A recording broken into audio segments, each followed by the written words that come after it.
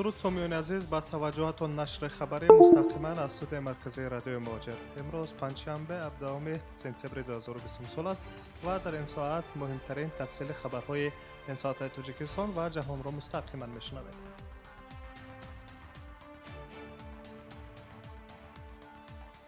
барои ворид шудани хешовандони наздики шаҳрвандони Русия ки дар хориҷ қарор доранд, тартиби нави соддакардашудаи вуруд ба ҳудуди марзиву маъмурии Федератсияи Русия татбиқ карда мешавад. дар ин хусус раиси ҳукумати Русия Михаил Мишустин ба хабарнигорон иттилоъ додааст. гуфта мешавад ки шаҳрвандони хориҷӣ ки хешовандони наздики шаҳрванди Русия мебошанд, метавонанд раводидҳои дарозмуддати зиёда аз 1 соларо ба даст оранд.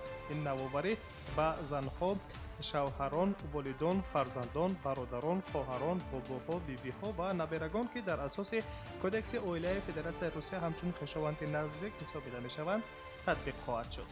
инчунин қоида аз қонунгузорӣ хориҷ карда мешавад ки тибқи он шаҳрванди хориҷӣ бояд ҳар 3 моҳ барои нигоҳ доштани ҳуқуқи гирифтани раводид ҳудуди марзиву маъмурии Федератсияи Русияро тарк кунад.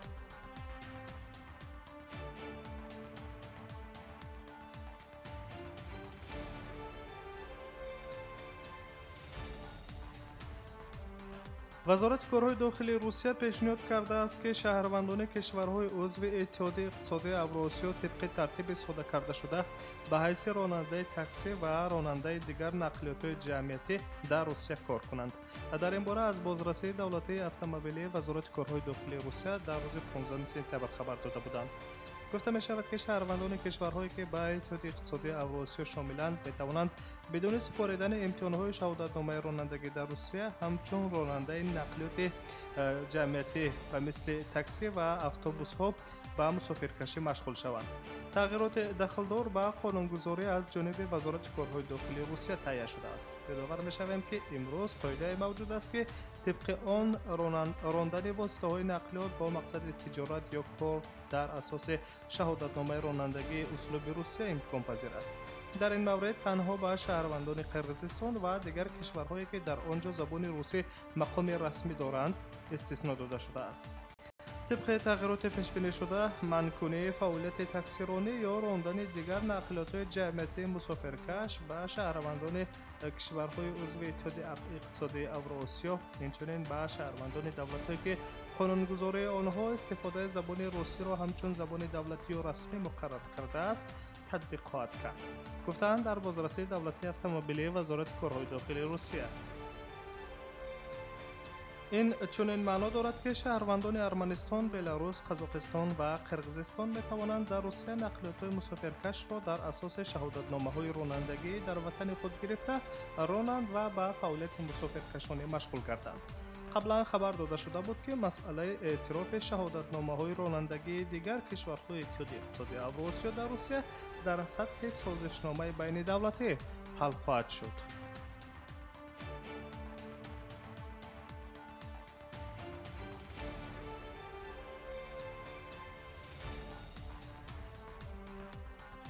нашри хабареро мустақиман рӯи мавҷи радиои Муҳоҷир бо таҳаввулоти ин соатаи Тоҷикистону ҷаҳон мешунавед.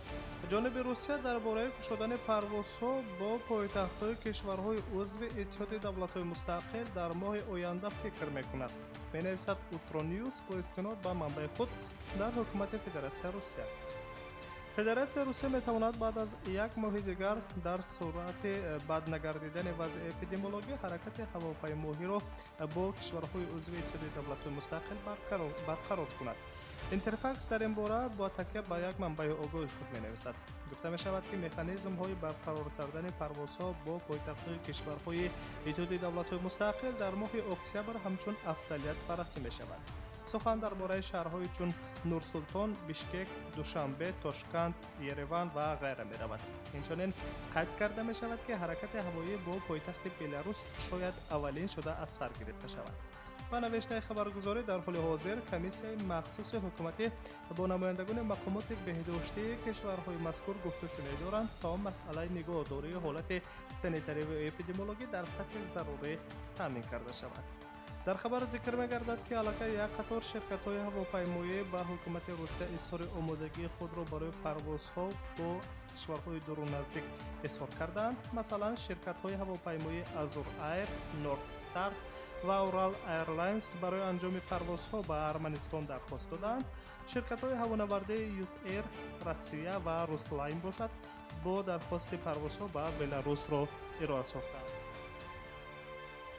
ва ҳамчунин ширкатҳои ҳавопаймоии Русия барои қабули парвозҳо ба кишварҳои хориҷӣ дур ба монанди Олмон, Юнон, Исроил, Испания ва ғайра низ муроҷиат намуданд.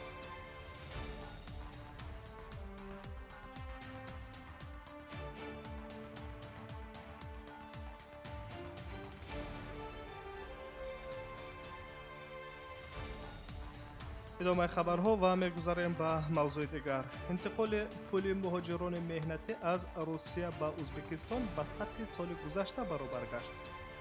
аз моҳи январ то августи соли 2020 ҳаҷми интиқоли пул ба ҷумҳурии Узбекистон нисбат ба соли 2019 54% кам шуд. дар ин бора Бонки Марказии ин ҷумҳурӣ хабар медиҳад. дар тӯли 8 моҳи соли 2020 ҳаҷми интиқоли пулҳои фаромарзӣ ба Узбекистон $3.7 миллиард ташкил дод. ин рақам дар муқоиса ба давраи дахлдории соли 2019 $209 миллион ё худ 5.4% камтар аст, шаҳр доданд масъулини Бонки Марказии ҷумҳурии Узбекистон. қайд карда мешавад ки камтарин андози коҳиши интиқоли пул ба Узбекистон моҳи март ва ба виҷа моҳи апрели соли равон аз ҳисоби пандемияи коронавирус ба амал омадааст. аммо дар моҳҳои май воридшавии маблағҳо ба ин ҷумҳурӣ ба сатҳи соли гузашта расида, дар моҳи июн аз он зиёд шуд ва бо ин қисман зарари моҳҳои гузаштаро ҷуброн карданд. пештар хабар дода шуда буд ки интиқоли маблағҳои муҳоҷирон аз Узбекистон тақрибан 15% маҷмӯи маҳсулоти дохилии ин кишварро ташкил медиҳад.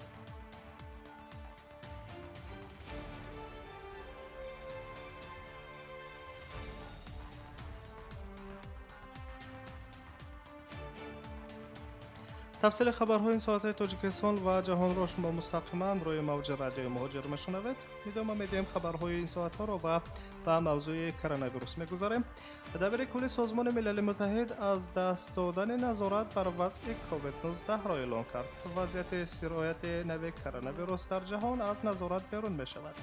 дабири кулли Созмони Милали Муттаҳид қайд кард ки шумораи қурбониёни COVID-19 ба қарибӣ аз 1 миллион нафар хоҳад гузашт. суханронии ӯро хадамоти матбуоти Созмони Милал иқтибос овардааст. хуруҷи коронавирус аз назорат берун мондааст. гуфтааст Антонио Гутерреш, қариб 1 миллион нафар дар сайёра бар асари коронавирус фавтидаанд. дабири кулли Созмони Милали Муттаҳид изҳори умедворӣ кардааст ки бисёриҳо ба пайдоиши ваксина алайҳи COVID-19 шифо хоҳанд ёфт. ва гуфтаи дабири кул, бо як ваксина бахусус дар ояндаи наздик наметавон буҳрони пешомадаро паси сар кард. вай даъват кард ки василаҳои мавҷуда ва таҳияи наве ки ба хуруҷи COVID-19 кӯмак мерасонанд ва табобати наҷотбахшонро барои пахш кардани паҳншавии коронавирус ва наҷоти ҳаёти беморон махсусан дар 12 моҳи оянда кишварҳо бояд як камари ҳиммат баста омода созанд. Антонио Гутерреш таъкид кардааст ки ваксинаи коронавирус бояд моли ҷаҳонии ҷамъиятӣ бошад ки барои ҳама дастрас гардад. ёдрас мешавем ки тибқи охирин маълумоти донишгоҳи ҷон Хопкинс то санаи 17 сентябр дар ҷаҳон 939,427 нафар аз коронавирус фавтидаанд. ҳодисаҳои ошкоршудаи гирифторӣ ба ин вабо дар саросари дунё тақрибан 30 миллион нафар гуфта мешавад.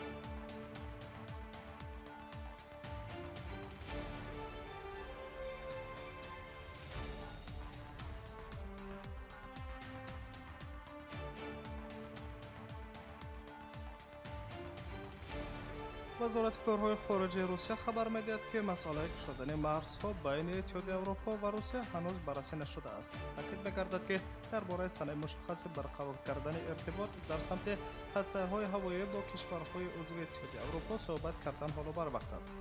дар хабари вазорати корҳои хориҷии Русия илова мегардад ки ҷаҳон ҳанӯз ба шикасти коронавирус муваффақ нашудааст. аз ин роҳ Русия бояд эҳтиёткор ва ҳушёр боқӣ монад то тамоилҳои мусбатро нигоҳ дорад. қарорҳо дар бораи барқарор кардани иртиботи мунтазам бо дигар кишварҳо бо диққат кор кард ва бо назардошти вазъи мавҷудаи эпидемиологӣ қабул мешаванд. иттиҳоди Аврупо ҳоло ҳам маҳдудиятҳоро барои вуруд аз Русия лағв накардааст. тавре Рамблер хабар дод, Русия ҳаракати байналмилалиро аз 1 август қисман аз сар гирифт. аввалин ҳавопаймоҳо бо сайёҳон ба Бритониёи Кабир ва ба шаҳри Лондон به تانزانیا، به شهر زنزیبار و به استانبول ترکیه پرواز کرده بودند.